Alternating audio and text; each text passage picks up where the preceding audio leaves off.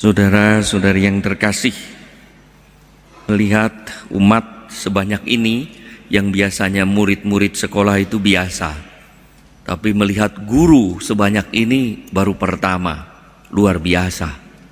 Oh, ternyata ada banyak guru ini ya. Ini belum semua, baru sebagian ya.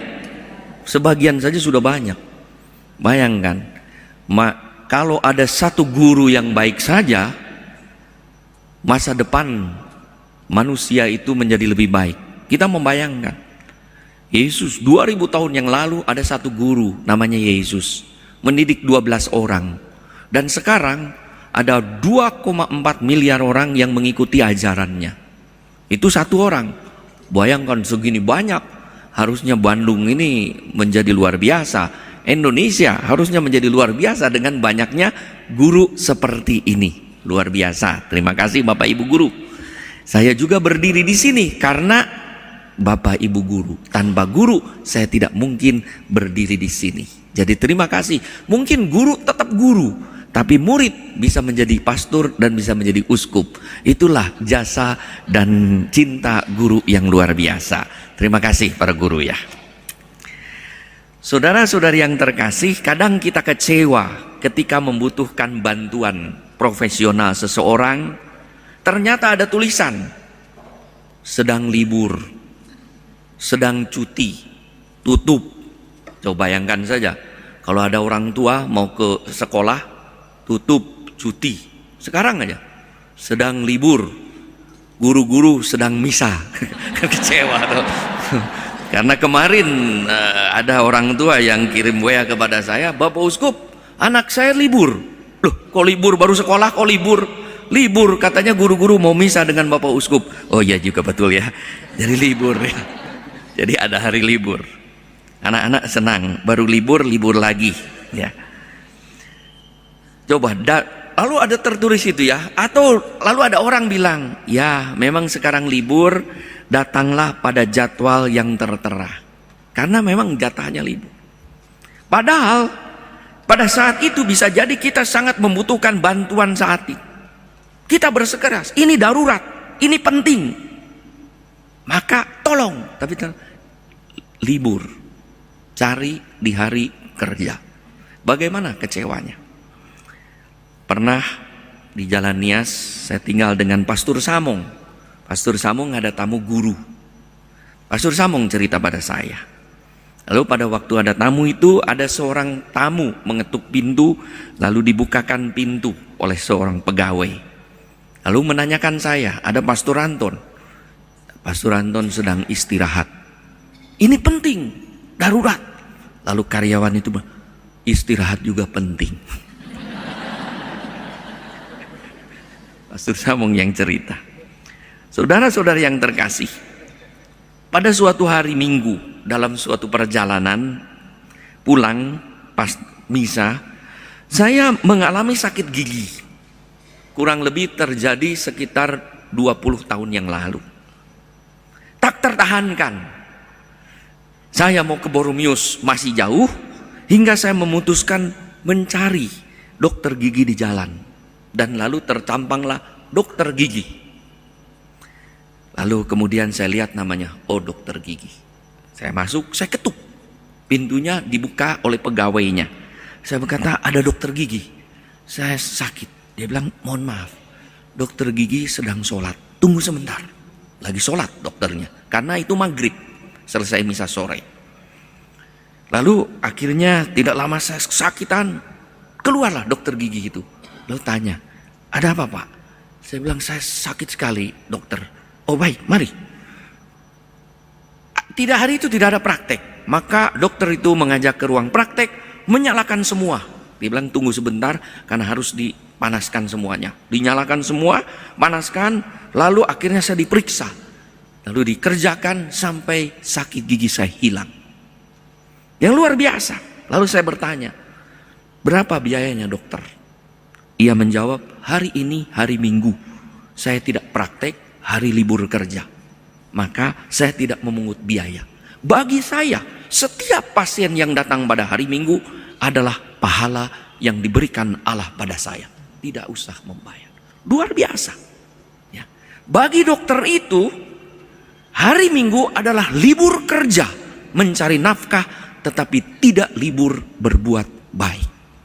Saudara-saudara yang terkasih, Yesus berhadapan dengan orang Farisi yang mengawal aturan Sabat agar terlaksana dengan baik, tetapi tidak peduli pada hidup, nasib, penderitaan sesama yang pada waktu itu membutuhkan makanan karena lapar. Para murid, mereka seolah mencintai Allah dengan menjaga tradisi, aturan untuk menguduskan hari Sabat sebagai hari Tuhan, tetapi tidak mengasihi manusia yang dicintai oleh Allah. Memang dalam tradisi Yahudi ada larangan untuk memetik panen demi menjaga kekudusan hari Sabat. Tetapi dalam kebudayaan Yahudi, para murid luar biasa. Hidup lapar dalam perjalanan, ingin makan, ada bulir gandum, tidak meminta makan siang. Nasi kotak, jatah makanan, tidak. Ambil dari bulir gandum. Dan menurut kebudayaan Yahudi diizinkan. Siapa yang lapar mengambil bulir gandum atau buah-buahan, asal jangan dibawa pulang.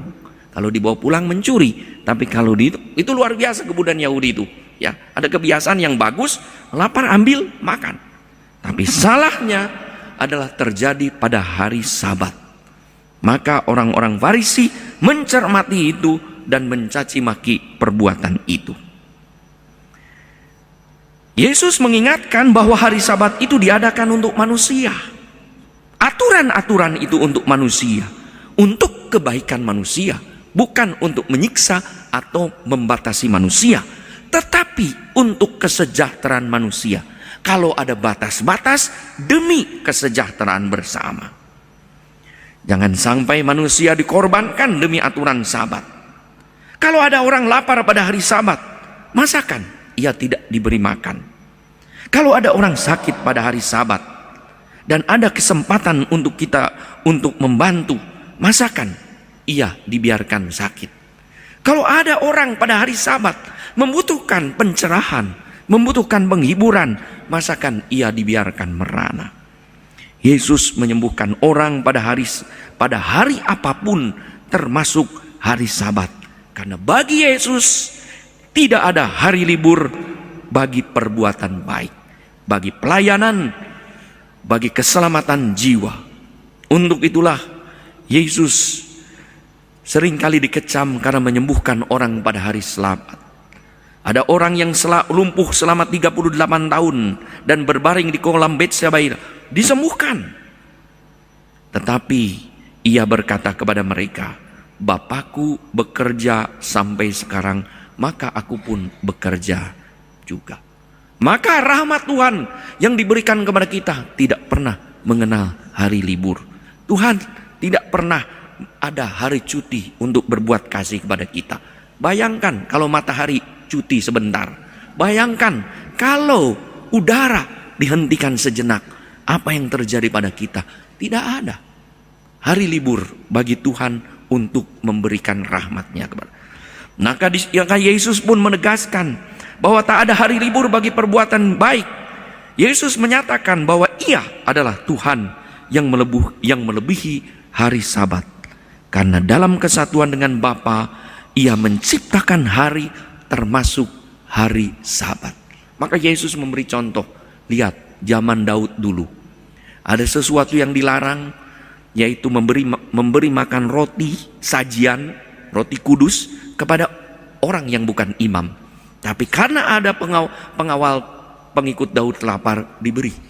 Dan lihat juga pada hari Sabat imam-imam membuat roti, bekerja membuat roti sajian untuk mengganti roti seperti pada tabernakel diambil gitu ya, lalu diganti ya dengan yang baru. Itu dilakukan pada hari Sabat dan tidak dikatakan berbuat salah. Karena apa? Mereka adalah imam. Daud tidak dipersalahkan karena raja. Dan siapakah Yesus? Yesus adalah imam dan raja yang juga tidak bisa dipersalahkan.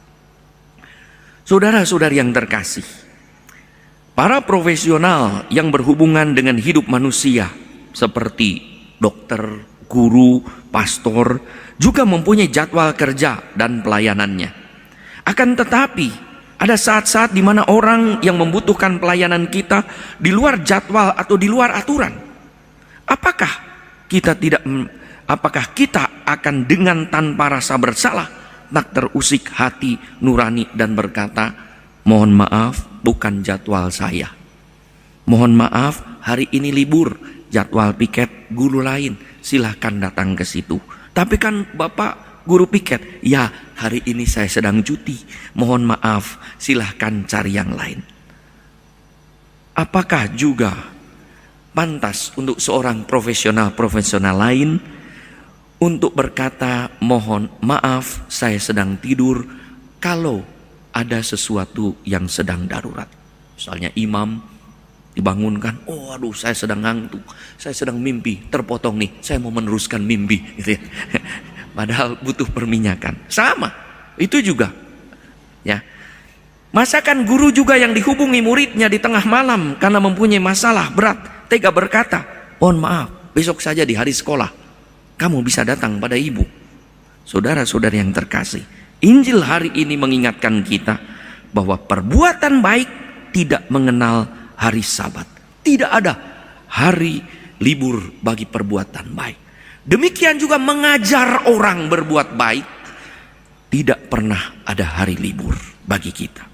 Berbuat baik menjadi orang yang digugu dan ditiru. Untuk seorang guru, digugu dan ditiru, tidak mengenal cuti. Kapanpun, baik di sekolah, baik di rumah, di dalam keluarga, di gereja, di lingkungan, di tengah masyarakat, tetap kehadiran saudara-saudari tetap sebagai pribadi yang digugu dan ditiru. Maka panggilan guru adalah panggilan yang harus disyukuri karena menjaga saudara-saudari untuk menjadi tetap hidup baik, benar dan kudus di hadapan sesama dan di hadapan Tuhan. Karena apa? Kapanpun menjadi seorang yang harus digugu dan ditiru, diikuti dan diteladani, sampai kapanpun tak pernah mengenal hari libur. Jangan berkata ketika kita tidak mengajar di sekolah, dia berkata, ya saya kan sekarang lagi libur, bukan lagi guru. Tidak pernah mengenal hari libur. Saudara-saudari yang terkasih, Tuhan akan mengirimkan orang-orang yang butuh bantuan untuk menjadi berkat bagi kita. Murid-murid yang dititipkan kepada saudara-saudari bukanlah beban, tetapi suatu korban syukur kepada Allah yang telah mempercayakan talenta untuk mengajar, untuk membantu orang lain di bidang pendidikan kepada saudara-saudari. Maka saudara-saudari yang terkasih, pelayanan profesional seperti guru seharusnya merupakan ungkapan iman kepada Allah, bahwa Allah pun tidak pernah libur memberikan rahmat kepada kita yang diwujudkan dalam komitmen untuk melayani Allah dalam diri sesama, yaitu murid-murid yang dipercayakan kepada kita tanpa ada satu hari libur pun. Pekerjaan profesional mencari nafkah ada hari liburnya, tetapi berbuat baik sebagai pribadi, jati diri dan aktivitas seorang yang digugu dan ditiru tidak pernah mengenal hari cuti ataupun hari libur.